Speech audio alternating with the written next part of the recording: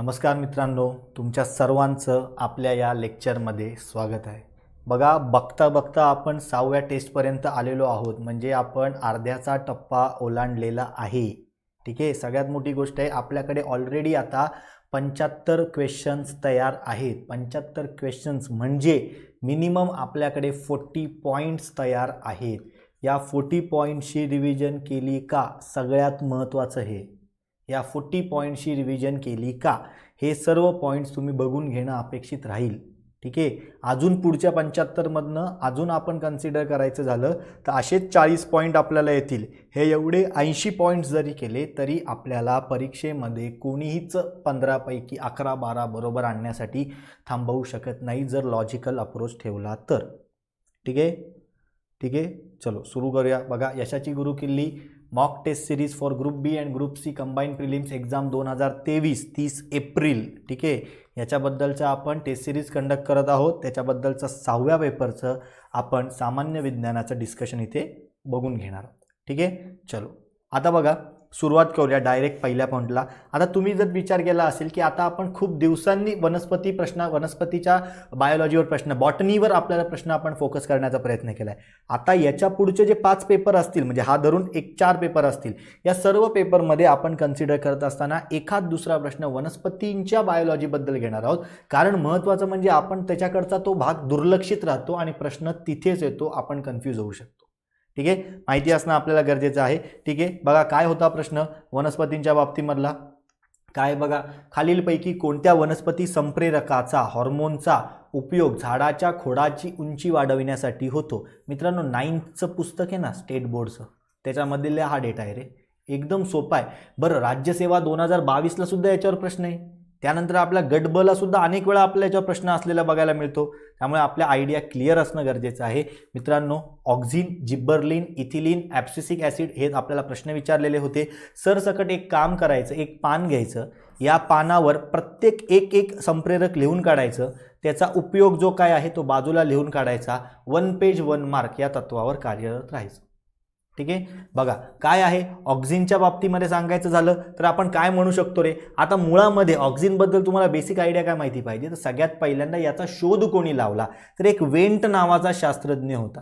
या वेंट नावाच्या शास्त्रज्ञाने आपल्याला याला नाव दिलेलं बघायला मिळतं, शोध लावलेला बघायला मिळतो। मुळामध्ये एक प्रकारे कन्सिडर करायचं झालं, जे काही झाडाचं मूळ असतं, ठीक आहे, झाडाचं मूळ असतं प्लस झाडाचं एक प्रकारे खोड असतं, याचं कन्सिडर करत असताना लांबी वाढवण्यासाठी याचा उपयोग होत असलेला बघायला मिळतो। त्यानंतर एक प्रकारे कन्सिडर करायचं झालं तर महत्त्वाचं म्हणजे पान असतं आपलं, त्यानंतर फूल असतं आपलं, त्यानंतर आपली फळं असतात, यांची गळती थांबवण्याचं काम कोण करतं, तर ऑक्झिन करतं।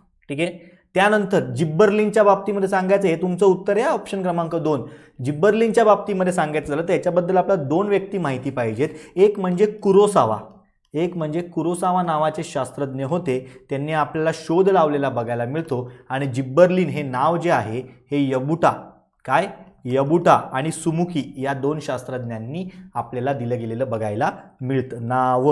आणि याचं कार्य काय आहे, मग झाडाच्या खोडाची उंची वाढवण्यासाठी याचा आपल्याला फायदा होत असलेला बघायला मिळतो। नुसतं झाडाचं खोड नाही मित्रांनो, एक प्रकारे झाडाचं पान असेल, झाडाचं फळ असेल, या सर्वांची एक प्रकारे लांबी वाढवणे, उंची वाढवणे, त्यानंतर पानांची रुंदी सुद्धा वाढवणे, याच्यासाठी आपल्याला जिब्बरलिन कार्यरत असलेलं बघायला मिळतं। त्यानंतर महत्त्वाचं म्हणजे बिया ज्या असतात ना आपल्याला, या बियांची निष्क्रियता संपवण्यासाठी एक प्रकारे आपल्याला याचा वापर असलेला बघायला मिळतो। आणि आजकाल आपण बघतो बघा की एवढं सुद्धा नॉर्मली फळं असायची, पण कधी कधी आपल्याला मोठ्या प्रमाणात मोठी फळं आकाराने बघायला मिळतात, म्हणजेच फळांचा आकार वाढवण्यासाठी सुद्धा जिब्बरलिनचा आपल्याला फायदा होत असलेला बघायला मिळतो। इथे या पद्धतीने लक्षात ठेवलं तरी सफिशियंट आहे। आणि महत्त्वाचं म्हणजे कधी कधी एक प्रकारे बिया रहित एक प्रकारे फळं डेव्हलप करण्यासाठी सुद्धा आपल्याला या जिब्बरलिनचा फायदा होतो। आता मगाशीच बोललो ना आपण बियांची निष्क्रियता, मग बियारहित फळं, जिब्बरलिन, एवढंच लक्षात ठेवायचं।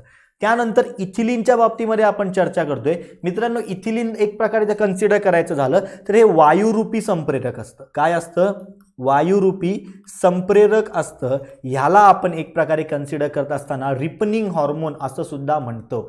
रिपनिंग हॉर्मोन असं सुद्धा म्हणतो.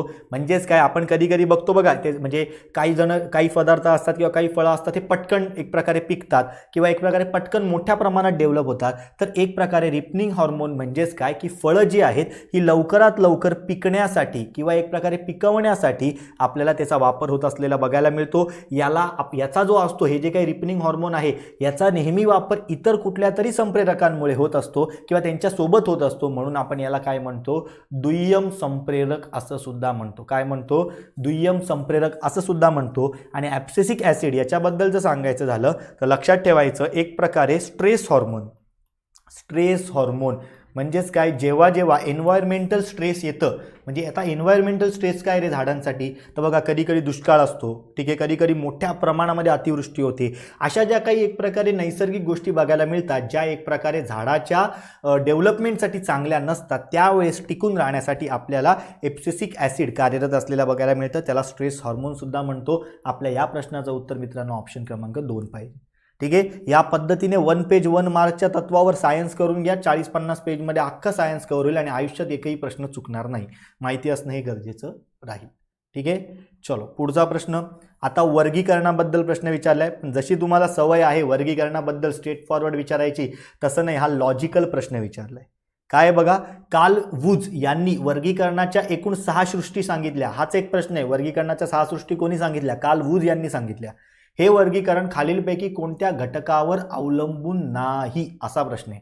त्यानंतर काय काय ऑप्शन होते, पेशी रचना, सजीवांची रचना, पोषण पद्धती आणि सजीवांचे स्थान. तर मुळात लक्षात घ्यायचं, याचं उत्तर सरसकट ऑप्शन क्रमांक 4 पाहिजे, फक्त ड, म्हणजे सजीवांचे स्थान याच्यावर हे वर्गीकरण करण्यात आलेलं नाही. एकूण जर सांगायचं झालं तर या 6 सृष्टी कुठल्या किंवा या 6 सृष्टींबद्दल आपल्याला आयडिया क्लिअर असणं, माहिती असणं गरजेचं आहे. तर बघूया आपण याच्याबद्दल आपण काय बघतो, या 6 सृष्टी कुठल्या कुठल्या आहेत. सगळ्यात पहिल्यांदा म्हणजे आर्कीबॅक्टेरिया, काय किंवा आर्चीबॅक्टेरिया, जे काय तुम्ही म्हणाल ते. ठीक आहे, आर्कीबॅक्टेरिया.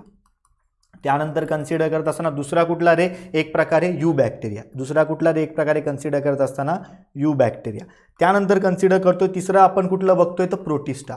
तिसरं आपण कुठलं बघतोय तर प्रोटिस्टा. चौथं आपलं बघतोय कवक. 5वं बघतोय आपण वनस्पती आणि 6वं बघतोय आपण प्राणी. बघा, हे मी स्वतः तुम्हाला प्रामाणिकपणे सांगतो की हे आपण तुमच्यासाठी व्यवस्थित लिहून घेऊन आलेलो आहोत. कारण आपण ह्याच्याबद्दल जर चर्चा करायची झाली तर वेगवेगळ्या पुस्तकांमध्ये आपल्याला वेगवेगळे घटक बघायला मिळत आहेत. पण लक्षात ठेवायचं, हे 6 सृष्टींमध्ये वर्गीकरण कार्ल वूज यांनी केलेली बघायला मिळतं. आणि हे वर्गीकरण करत असताना त्यांनी एक प्रकारे पेशीची रचना, सजीवांची रचना आणि पोषण पद्धती याच्यावर फोकस केलेला होता. पेशीची रचना म्हणजे काय रे, आदी केंद्रकीय आहे का की दृश्य केंद्रकीय आहे, याच्याबद्दल आपण ऑलरेडी प्रश्न कव्हर केला आहे. सजीवांची रचना सांगायची झाली तर ती कशी रे मित्रांनो, एक पेशीय आहे का बहुपेशीय आहे. ठीक आहे, पोषण पद्धती जर सांगायचं झालं तर ते स्वयंपोषी आहेत का परपोषी आहेत. याच्या आधारेही 6 पद्धतींमध्ये वर्गीकरण केलेलं बघायला मिळतं. आपल्याला RH विटाकरचं 5 क्षेत्रीय वर्गीकरण जसं आलं तसंच कार्ल वूज यांचं सुद्धा येऊ शकतं. माहिती असणं गरजेचं राहील. उत्तर ऑप्शन क्रमांक 4 राहणार आहे, फक्त ड. त्यानंतर हा आता एक लॉजिकल प्रश्न आहे. ठीक आहे, याच्याबद्दल जर सांगायचं झालं तर तुम्हाला मी एकच ट्रिक सांगेल. काय लक्षात ठेवायचं, हायपो म्हणजे कमी लक्षात ठेवायचं. हायपो म्हणजे कमी आणि हायपर म्हणजे जास्त, असं लक्षात ठेवायचं. हायपो म्हणजे कमी आणि हायपरमध्ये जास्त. ठीक आहे, काय बघा, खालीलपैकी कोणत्या श्वसन संबंधातील आजारात पेशींमध्ये असणारी ऑक्सिजनची कमतरता दिसून येते. मित्रांनो, तुम्हाला सांगितलेलं आहे हायपर म्हणजे जास्त असतं. सरसकट ऑप्शन कट करा डीचा. ह्याचा उत्तर सांगायचा तो ऑप्शन क्रमांक 3 हायपोक्झिया. जेव्हा आपण म्हणतो तर हायपोक्झिया नावाचा जो घटक असतो, या घटकामध्ये आपल्याला पेशींमध्ये असणारी ऑक्सिजनची कमतरता आढळून येते. त्यानंतर कन्सिडर करत असताना एक प्रकारे हे जे काही ऑप्शन आहेत बघा, ह्यांना सुद्धा काहीतरी नावं आहेत किंवा यांचे सुद्धा काही आजार बघायला मिळतात. युपनियाच्या बाबतीमध्ये सांगायचं झालं तर युपनियाला आपण काय म्हणतो, एक प्रकारे कन्सिडर करत असताना निरोगी श्वसन म्हणतो. काय, निरोगी श्वसन म्हणत असतो. निरोगी श्वसन म्हणजे काय, युपनिया कन्सिडर करत असताना याच्या बाबतीमध्ये आपण एक प्रकारे, जर तुम्ही कधी विचार केला आहे रे की आपण किती प्रकारचं किंवा केवढ्या पद्धतीने किती नंबर ऑफ श्वसन करत असतो, तर लक्षात ठेवायचं पर मिनिटला आपण 12 ते 18 काय करत असतो, श्वसन करत असतो. पर 60 सेकंदाला पर मिनिटला. ठीक आहे, निरोगी श्वसनाला काय म्हणतो मग आपण, एक प्रकारे युपनिया म्हणतो. त्यानंतर कन्सिडर करत असताना याच्या बाबतीमध्ये सांगायचं झालं तर डिसिप्निया एक ऑप्शन आहे बघा. डिसिप्निया हे एक ऑप्शन बघायला मिळतो. डिसिप्निया म्हणजेच काय, त्रासिक श्वसन. म्हणजेच काय, त्रासिक श्वसन. आता तुम्हाला त्रासिक श्वसन म्हणजे वाटत असेल की बाबा त्रास बीस होतो का काय श्वसन घेताना, असं नसतं ते.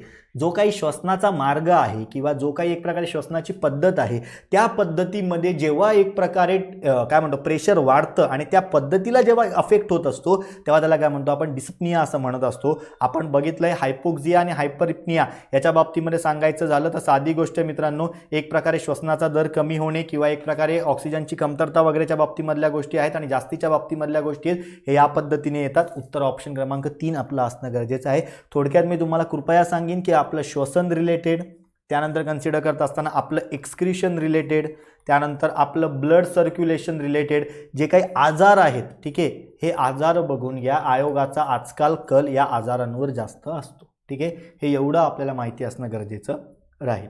पुढे बघा, आता हा प्रश्न खूप डोका लावायचं काम आहे याला, म्हणजे अगदी म्हणजे मी म्हणेन की लॉजिकल प्रश्न आहे. जसं मी तुम्हाला सांगितलं रिप्रोडक्शनच्या माध्यमातून आपण ऑलरेडी विचारलं की कुठल्या महिन्यामध्ये सुरुवात होते. मी तुम्हाला सांगितलं की तीन पिढ्यांचं रिप्रोडक्शन हे बाळ जन्माला येण्याआधीच सुरू झालेलं असते.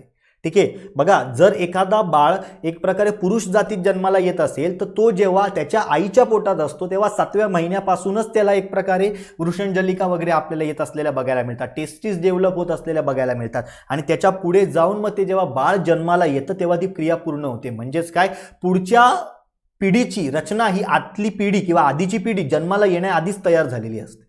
ठीक आहे, मग त्या पद्धतीचा हा प्रश्न आहे की जो काही आपण रिप्रोडक्शनमध्ये आपण बघतो काय असतं रे मित्रांनो, लक्षात ठेवायचं की इंटरकोर्स होणं अपेक्षित असतं. कशामध्ये, मेल रिप्रोडक्टिव्ह ऑर्गन आणि फिमेल रिप्रोडक्टिव्ह ऑर्गनमध्ये. जेव्हा मेल रिप्रोडक्टिव्ह ऑर्गन म्हणजे पिनस याच्या माध्यमातून जेव्हा शुक्राणू फिमेल रिप्रोडक्टिव्ह ऑर्गनच्या माध्यमातून वजायनामधनं आत सोडले जातात तेव्हा एक प्रकारे बाळाची किंवा एक प्रकारे गर्भाची निर्मिती होत असते. मग उद्या उठून हे जे काही शुक्राणू असतात ह्यांचा क्रम कसा आहे, या शुक्राणू पेशीच्या गोष्टी कशा आहेत किंवा ते डेव्हलप कसं होतं हे आपल्याला माहिती असणं गरजेचं आहे. कारण शुक्राणूचा जर आकार सांगायचा झाला तर मित्रांनो 60 मायक्रोमीटर याचा आकार बघायला मिळतो, 60 मायक्रोमीटर. आणि जवळजवळ त्यांना आपल्या मेल रिप्रोडक्टिव्ह ऑर्गनमधनं बाहेर येण्यासाठी जवळजवळ सांगायचं तर 6.6 मीटर एवढं अंतर ट्रॅव्हल करावं लागतं. विचार करा, 6.6 मीटर. आपली हाईट मित्रांनो 1.8 1.9 मीटरपर्यंत असते. 6.6 मीटरचं अंतर त्यांना काय करावं लागतं, वहन करावं लागतं. तोच हा क्रम विचारलाय. तुम्हाला सांगतो सगळ्यात पहिला मार्ग कुठला असतो किंवा सगळ्यात पहिला आपल्याला टप्पा कुठला बघायला मिळतो रे, सगळ्यात पहिला आपल्याला टप्पा या स्वरूपाचा म्हणजे वृषण जालिकेचा बघायला मिळतो. रेटिटेस्टिस ज्याला आपण म्हणतो त्या वृषण जालिकांचा बघतो. दुसरा टप्पा जो असतो हा वास एफरन्स, काय वास एफेरन्स याचा आपल्याला बघायला मिळतो, म्हणजेच काय अपवाहिनीचा बघायला मिळतो. तिसरा टप्पा मित्रांनो लक्षात ठेवायचं एपिडेमायसिसचा बघायला मिळतो, म्हणजेच मराठीमध्ये अधिवृषणाचा बघायला मिळतो. कशाचा, अधिवृषणाचा बघायला मिळतो. त्यानंतर इथे बघा अर्धे टप्पे गाळलेत, एकूण 6 टप्पे आहेत. मी मुद्दामून तुम्हाला कन्सिडर करताना 5च टप्पे दिलेत, एक टप्पा मी मुद्दामून गाळलाय सांगण्यासाठी. त्यानंतर चौथा टप्पा जो असतो हा शुक्रवाहिनीचा म्हणजे वास डेफेरन्सचा आपल्याला बघायला मिळतो, वास डेफेरन्सचा आपल्याला बघायला मिळतो. 5वा टप्पा जो असतो हा इजॅक्युलेटरी डक्ट असतो, काय इजॅक्युलेटरी डक्ट असतो. आणि कन्सिडर करत असताना 6वा टप्पा जो असतो तो मित्रांनो लक्षात ठेवायचं, 6वा टप्पा हा युरिनोजेनिटल डक्ट असतो, काय युरिनोजेनिटल डक्ट या स्वरूपामध्ये असतो. ठीक आहे, चलो आता हा क्रम लावायचा, हा तुम्हाला क्रम सांगितला बघा. सगळ्यात पहिल्यांदा वृषण जालिका आलं पाहिजे, शुक्रवाहिनी कट करा, वृषण जालिका आलं पाहिजे, वृषण जालिका आलं पाहिजे. दुसरा टप्पा काय आहे, एक प्रकारे वास एफेरन्सचा बघतोय आपण, अपवाहिनी आलं पाहिजे. दुसऱ्या याच्यामध्ये आहे का, नाही, हा ऑप्शन तर कट झालाय, सॉरी. तिसऱ्या याच्यामध्ये आहे का, नाही, तिसरा सुद्धा ऑप्शन कट करा. इथे सुद्धा आहे बघा, इथे सुद्धा आहे.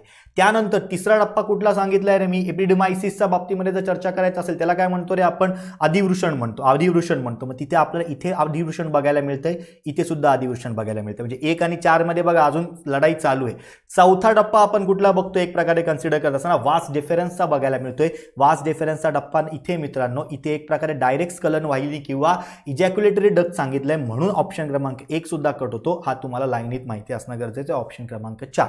ठीक आहे, रेटिटेस्टिस, वास एफेरन्स, एपिडेमायसिस, वास डेफेरन्स, एज्युक्युलेटरी डक्ट आणि युरिनोजेनिटल डक्ट या पद्धतीने या स्वरूपात स्वरूपामध्ये शुक्राणूचं काय होत असतं, एक प्रकारे वहन होत असतं आणि त्यानंतर तो फिमेल रिप्रोडक्टिव्ह ऑर्गनमध्ये जात असतो आणि जवळजवळ 60 मायक्रोमीटर आपल्याला त्याचा आकार बघायला मिळतो. त्याला 6.6 मीटरचं अंतर जवळजवळ कव्हर करावं लागतं वृषणजालिकेतनं एक प्रकारे बाहेर पडण्याच्या दृष्टीने. ठीक आहे. त्यानंतर बघा, चला पुढचा प्रश्न आहे, अगदी लॉजिकल प्रश्न आहे, अगदी लॉजिकल, म्हणजे ते आत्ताच मी क्लिअर करतो. अनेकदा आपल्याला हा प्रश्न येतो, माहिती असणं गरजेचं आहे. रादर रिसेंटली आयोगाने प्रश्नसुद्धा विचारलेला होता, नेत्रदान करत असताना आपण डोळ्याचा कुठला अवयव दान करत असतो. अनेक जणांचं चुकलेलं होतं मित्रांनो, कॉर्निया आपण देतो. काय?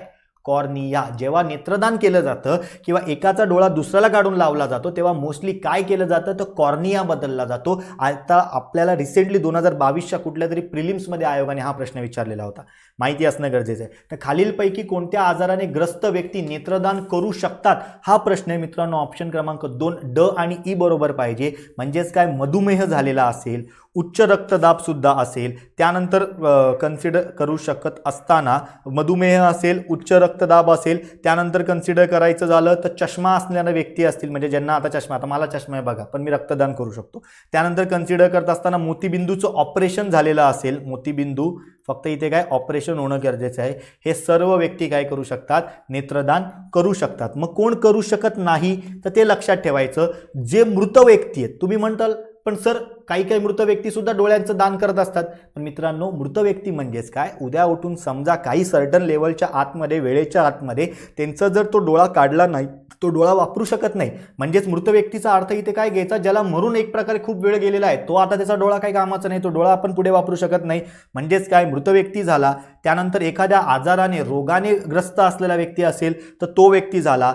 एड्सग्रस्त व्यक्ती झाला. हिपॅटिटिस बी आणि हिपॅटिटिस सी असणारा व्यक्ती झाला. त्यानंतर कन्सिडर करत असताना कॉलरा झालेला व्यक्ती झाला. त्यानंतर एक प्रकारे मेनिंजायटिस झालेला व्यक्ती झाला. ठीक आहे, मेनिंजायटिस झालेला व्यक्ती झाला. त्यानंतर कन्सिडर करत असताना एन्सेफिलिटिसचा जो काही आजार आपल्याला बघायला मिळतो, सिक्स रिलेटेड आजार आहे तो, किंवा कन्सिडर करत असताना आपल्याला आपण म्हणू की एक प्रकारे आपल्या काय म्हणतो आपण त्याला फिजिकल रिलेटेड आपल्याला आजार बघायला मिळतो, त्या स्वरूपातला जो आजार असणारा व्यक्ती असतो तो कधीच नेत्रदान करू शकत नाही. परंतु एक प्रकारे मधुमेह असेल, उच्च रक्तदाब, मधुमेह म्हणजे डायबिटीस, उच्च रक्तदाब म्हणजे हाय बीपी, त्यानंतर चष्मा असलेला असेल, मोतीबिंदूचं ऑपरेशन झालेला व्यक्ती असेल, हे सर्व नेत्रदान करू शकतात. आणि महत्त्वाचं म्हणजेच काय, नेत्रदान करत असताना कॉर्निया डोनेट केला जातो. ठीक आहे, किंवा कॉर्निया बदलला जातो. माहिती असणं गरजेचं आहे. आयोगाने रिसेंटली प्रश्न विचारला, प्रश्न येऊ शकतो. त्यानंतर बघा, चलो हे तर एकदम बायफर्गेशनचं आहे, म्हणजे शाळेच्या पुस्तकातलं आहे, 6वी का कुठल्या तरी 7वीच्या पुस्तकामध्ये आहे. डॉट प्रश्न आहे, प्रोस्टच्या नियमानुसार खालीलपैकी कोणता मूलभूत मूलद्रव्य असून इतर सर्व अणु हे त्यापासून मिळतात. क्लिअरली सांगितलेलं आहे प्रोस्टने आपल्याला, हायड्रोजन. हायड्रोजन जो आहे ना मित्रांनो, हा मूळ आहे, हा मूळ आपल्याला बघायला मिळतो. आणि त्याचं मत असं आहे की त्याने हे सांगितलं की हायड्रोजन हा मूळ मूलद्रव्य आहे, मूलभूत मूलद्रव्य आहे, आणि बाकीचे जे काही सर्व अणु प्राप्त होतात ना, हे आपल्याला त्याच्यामुळे असलेले बघायला मिळतात. कन्सिडर करायचं झालं तर हायड्रोजनमध्ये आपल्याला एक प्रोटॉन असतोय, ठीक आहे, एक इलेक्ट्रॉन असतोय. त्यानंतर कन्सिडर करत असताना साधी गोष्ट म्हणजेच काय, आपल्याला हा फर्स्ट एलिमेंट बघायला मिळतो. फर्स्ट एलिमेंट बघायला मिळतो कशातला रे, पिरियॉडिक टेबलचा. पिरियॉडिक टेबलचा कुठे असतो रे, हा एस ग्रुपमध्ये असतो. कुठे असतो, आपल्याला एस ग्रुपमध्ये सगळ्यात वरती असा असतो बघा हायड्रोजन. ठीक आहे. त्यानंतर कन्सिडर करत असताना सगळ्यात सिंपल फॉर्ममध्ये किंवा पृथ्वीमध्ये आढळणारा सगळ्यात सिम्पलेस्ट फॉर्ममधला, प्लस एक प्रकारे एक शब्द वापरला जातो, मोस्ट अबंडंट एलिमेंट. काय शब्द वापरतो आपण, मोस्ट अबंडंट एलिमेंट. म्हणजेच काय, एक प्रकारे मोठ्या प्रमाणामध्ये, जास्त प्रमाणामध्ये उपलब्ध असलेला आपल्याला काय बघायला मिळतो, हा आपल्याला मूलद्रव्य बघायला मिळतो. एक प्रकारे ह्याचं नेहमी कंपॅरिझन हा गॅस आहे का एक प्रकारे मेटल आहे का नॉन मेटल आहे, अशा पद्धतीने केलं जातं. परंतु मित्रांनो, या हायड्रोजनचं बायफर्गेशन आपण वेळोवेळी गॅस म्हणून सुद्धा, वेळोवेळी नॉन मेटल म्हणून सुद्धा करत असलेलो बघायला मिळतो. आणि अख्ख्या केमिस्ट्रीमध्ये हायड्रोजन आपल्याला तर युजली बघायला मिळत नाही आपल्या स्पर्धा परीक्षांच्या ह्याच्यामध्ये, पण युजली हायड्रोजन हा सगळ्यात महत्त्वाचा घटक आहे. केमिस्ट्रीमध्ये जेवढा चॅप्टर पिरियडिक टेबलचा आहे तेवढाच चॅप्टर फक्त एकट्या हायड्रोजनवर आहे. ठीक आहे, अतिशय महत्त्वाचा असलेला आपल्याला इथे बघायला मिळतो. ठीक आहे, चलो पुढचा प्रश्न, आता दोन प्रश्न बघा थोडेसे मी एकदम वेगळे टाकलेत म्हणजे मी काय असं हे नाही केलंय, परंतु आपल्याला जो प्रश्न विचारला गेलेला आहे 26 फेब्रुवारीला एक प्रश्न विचारला गेलेला होता प्राण्यांच्या नावाबद्दल, तो सुद्धा प्रश्न आपण घेतलाय बघा. परंतु जर तो तिथे आलाय तर आपल्याला पर्यावरणाच्या बाबतीमधला प्रश्न येऊ शकतो, कारण सायन्सच्या 8वी 9वी 10वीच्या तिन्हीच्या पुस्तकांमध्ये पर्यावरणाचा ऊर्जेशी रिलेटेड असलेला घटक आपल्याला आयोगाने विचारला किंवा पुस्तकांमध्ये सुद्धा अस्तित्वात आहे. ठीक आहे, ऊर्जेचा मनोरा काढतो रे मी. सगळ्यात एकदम बेसिक लेवलला कोण असतं तर आपले उत्पादक असतात. ठीक आहे, ही आपण काय म्हणतो पहिली लेवल म्हणतो.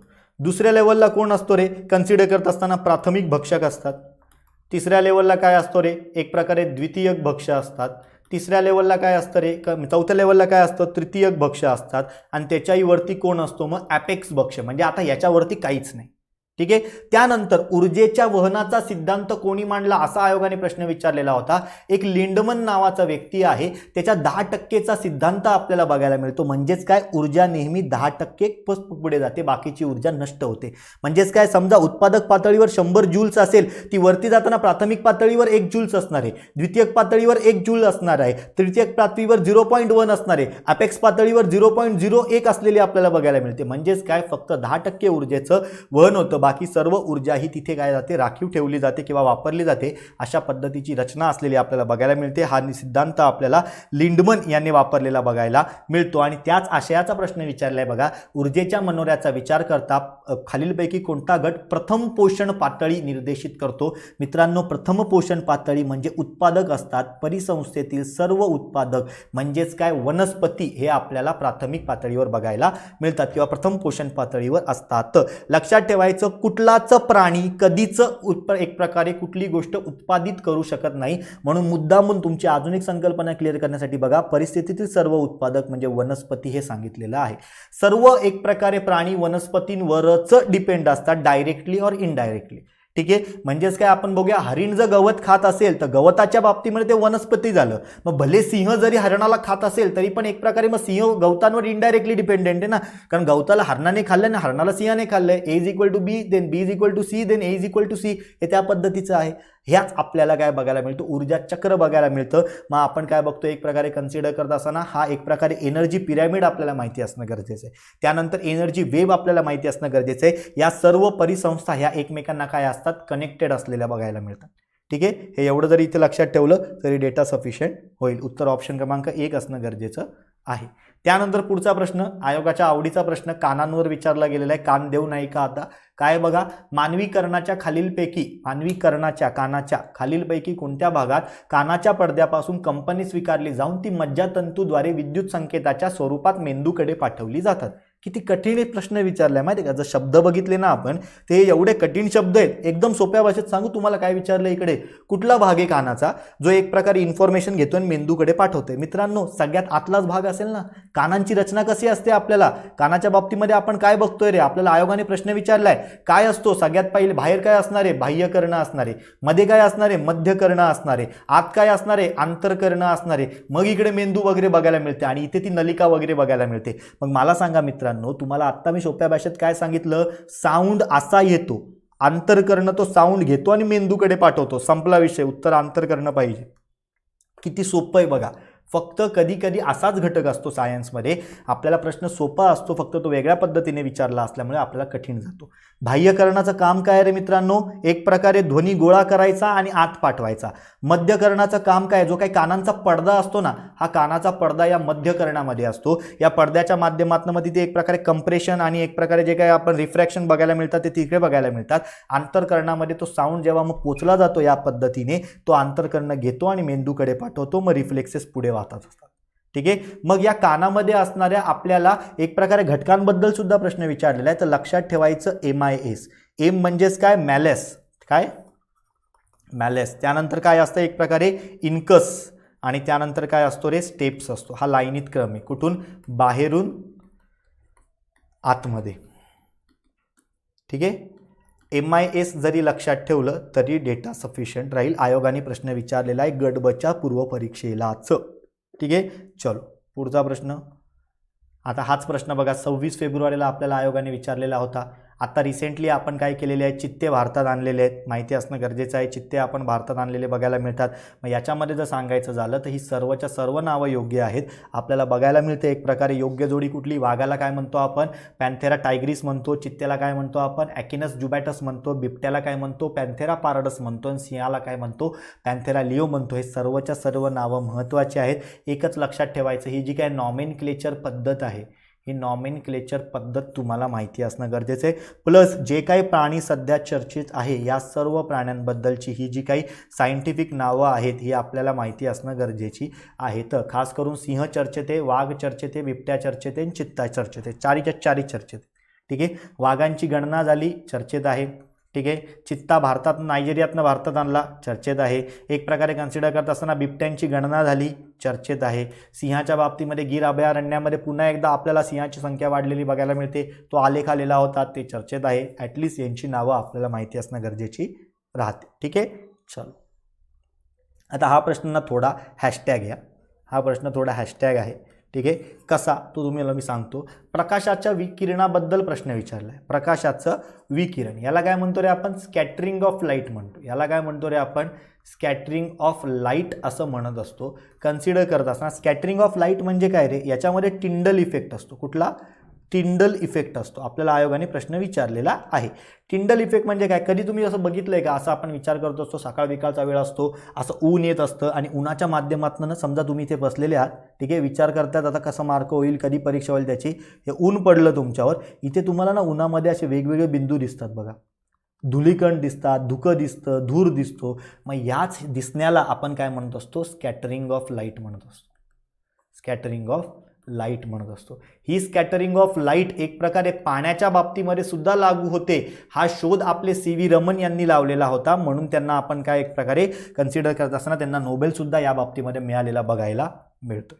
मग आता ह्यांची उदाहरणं कुठली, तर लक्षात ठेवा काय आहे, सूर्योदय आणि सूर्यास्ताच्या वेळेस आकाश लालसर व नारंगी दिसते. हे जर सांगायचं झालं तर कन्सिडर करत असताना प्रकाशाच्या अपवर्तनाचं उदाहरण आहे.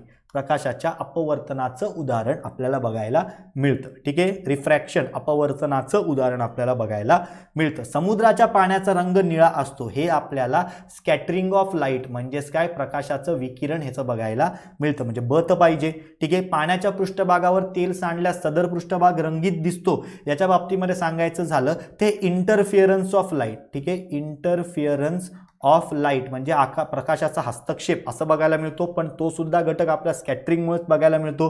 हा सुद्धा घटक आला. रेशमी कापडापासून एक प्रकारे सूर्याकडे पाहिल्यास रंगीत रेषाकृती दिसते, हे सुद्धा स्कॅटरिंग ऑफ लाईटचं बघायला मिळतं. बकड असा ऑप्शन पाहिजे होता, परंतु कन्सिडर असताना ठीक आहे, मी ऑलरेडी सांगितलेलं आहे याच्याबद्दल. आणि इंद्रधनुष्याच्या मध्ये सांगायचं झालं तर इंद्रधनुष्यामध्ये जवळजवळ 4 क्रिया होतात. इंद्रधनुष्यांमध्ये 2 अपवर्तन होतं, त्यानंतर एक परावर्तन होतं आणि एक आपल्याला अपस्करण बघायला मिळतं.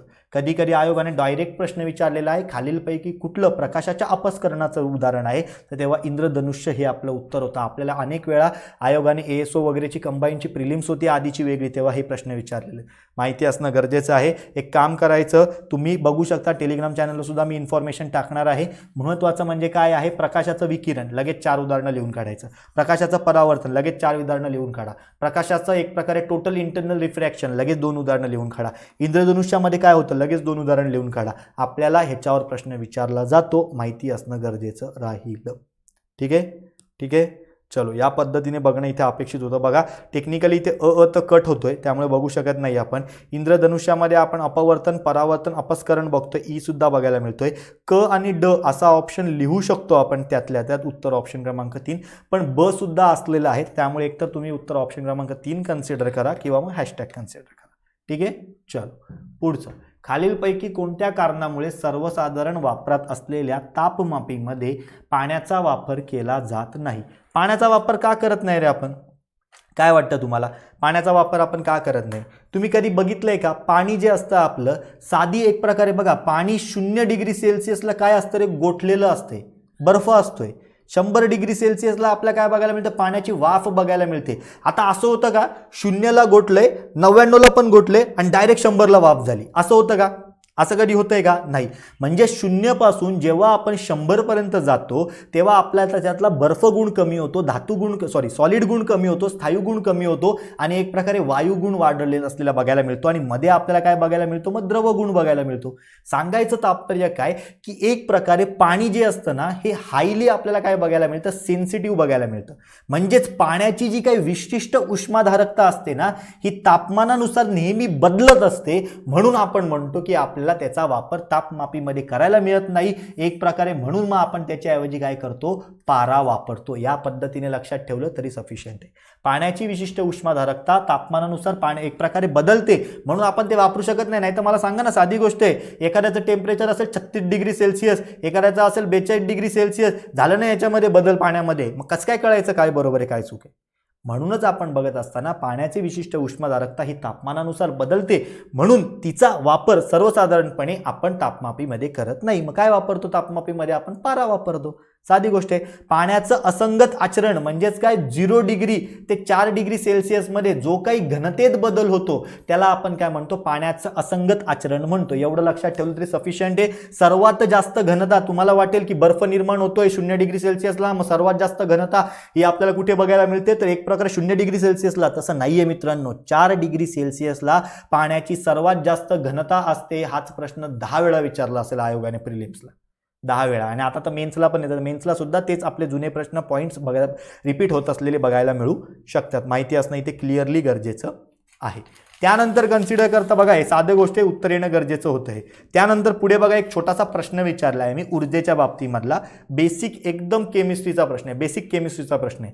काय बघा, 3 किलो वस्तुमान असलेल्या पाण्याचे तापमान 60 डिग्री सेल्सिअसवरून 100 डिग्री सेल्सिअसपर्यंत वाढवण्यासाठी किती उष्णता आवश्यक असेल?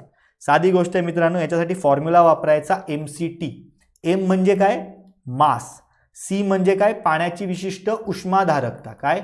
उष्माधारकता. आणि टी म्हणजे काय आहे? एक प्रकारे तापमान. एवढंच बघायचं. फक्त तापमान म्हणजे काय? डिफरन्स जो असतो तापमानाचा तो बघायचा. आता मला सांगा मास म्हणजे किती आहे रे? काय सांगितलंय? 3 किलो वस्तुमान. सरसकट 3 लिहा. सी म्हणजे किती सांगितले? पाण्याची विशिष्ट उष्माधारकता आपण किती कन्सिडर करतो? 1 कन्सिडर करतो. त्यानंतर तापमान, एक प्रकारे तापमानाचा डिफरन्स काय आहे? 60 वरनं कुठे घेऊन जायचे त्याला? 40 ला. म्हणजे 100 वजा 60 किती? 60 वरनं कुठे घेऊन जायचे त्याला? 100 ला घेऊन जायचं. म्हणजे 100 वजा 60 किती झालं? 40 डिग्री सेल्सिअस हा फरक आहे. सरसकट ह्यांना इथे गुणा. जे उत्तर निघेल म्हणजेच काय? 120 किलो कॅलरी ही आपल्याला एनर्जी लागू शकते, उष्णता लागू शकते जेव्हा आपल्याला 3 किलो वस्तुमान असलेल्या पाण्याचं तापमान 60 डिग्री सेल्सिअसवरनं 100 डिग्री सेल्सिअसपर्यंत वाढवायचं असेल तेव्हा. उष्णता लागली म्हणजेच ऊर्जा लागलेली बघायला आपल्याला मिळते. हे या पद्धतीने जायचं होतं. MCT हा याचा फॉर्म्युला आहे. लक्षात ठेवायचं, शाळेच्या पुस्तकामध्ये ज्या ज्या घटनांवर किंवा ज्या ज्या घटकांवर आपल्याला प्रश्न आहेत त्या घटकांची जी काही गणितं आहेत ती एकदा बघून घ्यायची. प्रश्न आपल्याला तिथेच येतो, बाकी अन्यथा प्रश्न कुठेही पुढे पळून जात नाही. त्यानंतर बघा पुढचं आहे, खालीलपैकी सजीव वर्गीकरणाच्या कोणत्या प्रकारात एखाद्या जातीचे मूळ भौतिक वर्णन केलेले असते? होलोटाईप, आयसोटाईप, निओटाईप किंवा सीनोटाईप. लक्षात ठेवायचं याचं उत्तर ऑप्शन क्रमांक 1 आहे होलोटाईप, जे सर्वात बेसिक बघायला मिळतं. मला सांगा भौतिक वर्णन म्हणजे बेसिक झालं ना रे. भौतिक म्हणजे काय? हा जाडा आहे का, बारीक आहे का, उभा आहे का, बारीक आहे का, उंच आहे का, बुटका आहे का, गोरा आहे का, काळा आहे का, हेल्दी आहे का, कमी आहे का, हे सर्व म्हणजे भौतिक वर्गीकरण झालं ना. हे आपण कधी करतो? बेसिक बघून कळतं. नंतर आपल्याला कळतं ना की ओके याच्यामध्ये हा प्रॉब्लेम सुद्धा आहे. म्हणजे आपण नंतर त्याच्या आतमध्ये जातो, रासायनिक त्याच्या गोष्टींचं वर्गीकरण करायला सुरुवात करतो. पण जेव्हा भौतिक वर्गीकरणाचा उच्चार होतो तेव्हा त्याला आपण काय म्हणतो? होलोटाईप म्हणतो. आयसोटाईप म्हणजे काय? एक प्रकारे होलोटाईपचा डुप्लिकेट. होलोटाईपचा डुप्लिकेट म्हणजेच काय? एक प्रकारे कन्सिडर करत असताना आपण आयसोटाईप म्हणतो. निओटाईपच्या बाबतीमध्ये सांगायचं झालं तर आपण एक प्रकारे निओटाईप कधी वापरतो? जेव्हा होलोटाईप अवेलेबल नसेल. जेव्हा होलोटाईप अवेलेबल नसेल तेव्हा त्याच्याऐवजी काय वापरतो आपण? एक प्रकारे निओटाईप वापरतो. आणि सीन टाईपच्या बाबतीमध्ये सांगायचं झालं तर एक प्रकारे कोणत्याही 2 किंवा जास्त जातींसाठी एकत्रित केलेले वर्णन, 2 किंवा जास्त जातींचं जेव्हा एकत्रित वर्णन केलं जातं तेव्हा आपण काय म्हणतो? त्याला सीन टाईप म्हणतो. बेसिक होतं. अशाच्या अशा व्याख्या शाळेच्या पुस्तकांमध्ये बघायला मिळतील, YCMU मध्ये बघायला मिळतील. डेटा बघून घ्यायचा, माहिती असणं गरजेचं राहील. पुढे बघा, आता हे एकदम साधं आहे.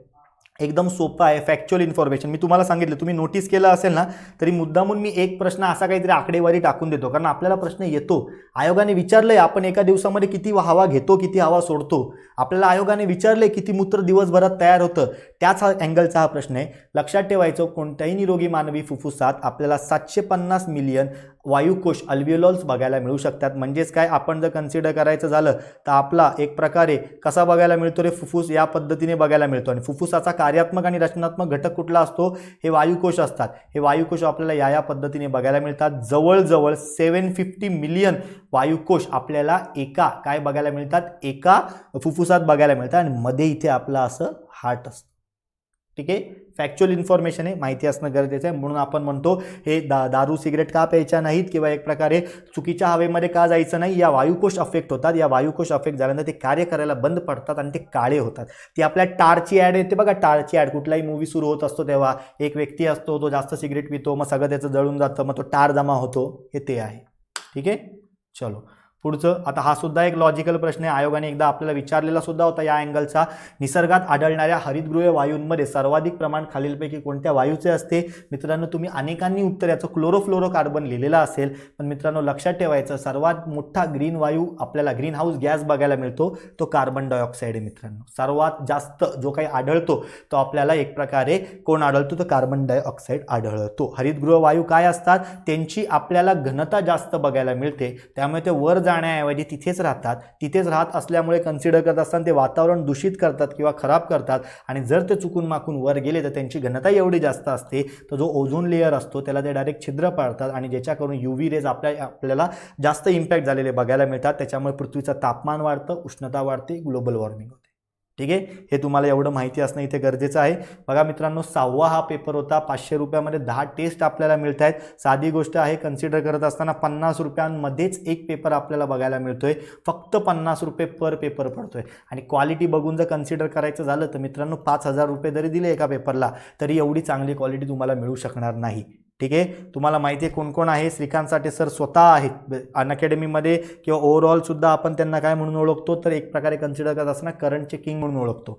मी स्वतः आहे. बुकना पॅटर्न अतुल टाकळकर सर आहेत, अभिजित पाटील सर आहेत, तुषार ठोंबरे सर आहेत. सर्वच्या सर्व टॅलेंटेड आणि मोस्ट प्रॉमिनंट व्यक्तींची टीम तुमच्यासमोर टेस्ट सिरीज घेऊन आलेली आहे. त्यामुळे कृपया जॉईन व्हा. जास्तीत जास्त मित्रांना सांगा. याच्यातले अनेक टॉपिक आपल्या 30 एप्रिलला बघायला मिळतील. त्यानंतर तुम्हाला काहीही प्रॉब्लेम असतील तर तुम्ही टेलिग्रामवर वगैरे रीच होऊ शकतात. थांबूया मित्रांनो आपण इथे. धन्यवाद.